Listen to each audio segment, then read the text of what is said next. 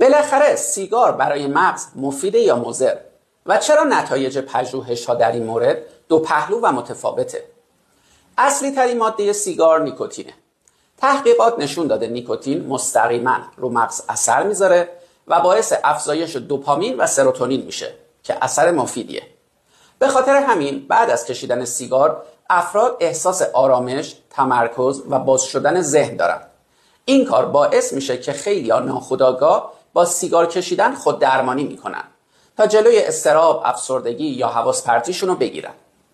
البته این فواید نیکوتین بعد از 45 دقیقه از بین میره و دوباره همون حال بد سراغ آدم میاد و به همین دلیل آدما به سیگار عادت میکنن.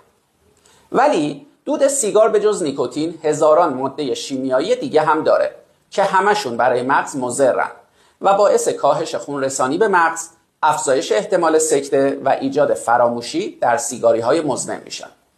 حالا چطور میشه از فواید نیکوتین استفاده کرد و دچار عوارض دود سیگار نشد؟ آدامس و چسب نیکوتین جایگزین این مشکلن که در ایران هم پیدا میشن. هر آدامس معادل 1 تا 2 نخ سیگار نیکوتین داره و هر چسب معادل 1 بسته سیگاره. این مدل نیکوتین همون فواید رو داره و مقدار دوپامین و سروتونین مغز رو بالا میبره و باعث افزایش آرامش و تمرکز میشه، ولی بدون دود و سم. البته یک نکته هست.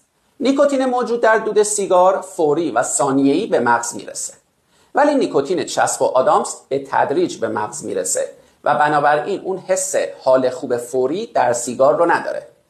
فایده این تدریجی بودن اینه که باعث میشه مغز کم کم یاد بگیره بدون نیکوتین هم میتونه متعادل بمونه و نیاز به سیگار کم بشه. و نکته آخر، بهترین راه برای افزایش پایدار دوپامین و سروتونین در مغز و حل مشکلاتی مثل اضطراب و حواس پرتی استفاده از درمانهای پزشکی و علمیه.